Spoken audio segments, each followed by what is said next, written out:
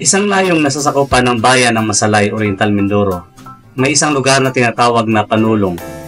At sa lugar na ito ay meron pong naitayong isang iglesia na ang pangalan ay Panulong Foursquare Church.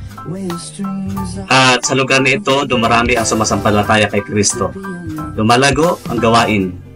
At ang mga mananampalataya ay galing pa po sa mga malalayong lugar, kagaya po ng Balogo, Maliwanag, San Acalino, Odyong at iba pang mga lugar.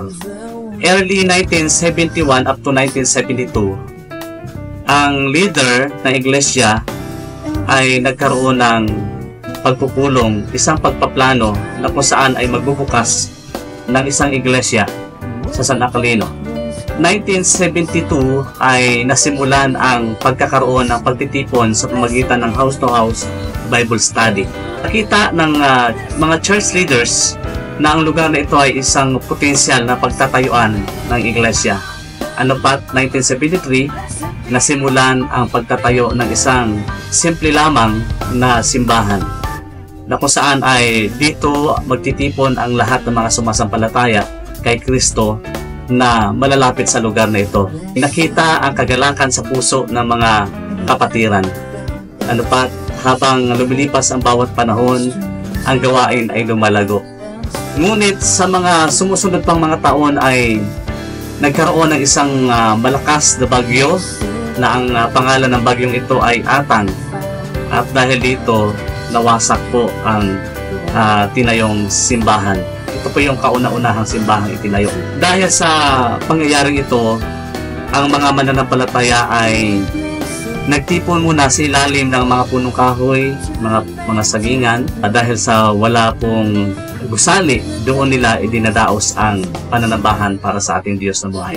Nagkaroon ng pagpupulong ang mga leader ng iglesia, isang pagpaplano na muling ipagtayo ng templo ang ating Panginoon sa lugar ng San Acalino sa pangalawang pagkakataon. Kaya ito po yung tinatawag na Second Temple. 1980s, nasimulan ang pagtatayo ng isang gusaling tinatawag na konkreto, mas matibay, mas malaki, mas maganda. Dahil sa kakapusan, kakulangan ng pinansyal na pangailangan, hindi kaagad-agad natatapos ang gusaling ito. Ang mga kapatiran ay patuloy na nagsusumikap na makapag-ipon ng pundo para maipagpatuloy ang proyekto matapos ang tahanan para sa ating Panginoon. Hanggang sa namalayan na lang namin ay isa na kumpleto. Subalit sa paglipas ng marami pang mga panahon, nakikita ng lahat ng mga kapatiran at lalong higit ng leader ng iglesia, dumarami at sumisikip ang mga dumadalo. Kaya 2002 ay nagkaroon po ng pagpupulong ang pastor at ang mga leader ng iglesia na maipagpatayo muli si Yahweh ng isang mas malaki pang templo. 2003, sa gabay at tulong at biyaya ng Diyos, ay naitayo po ang isang mas malaking gusali na kung saan ito yung tinatawag na the Third Temple. Kapag ang Diyos ang kikilos, hindi natin ito matatawaran.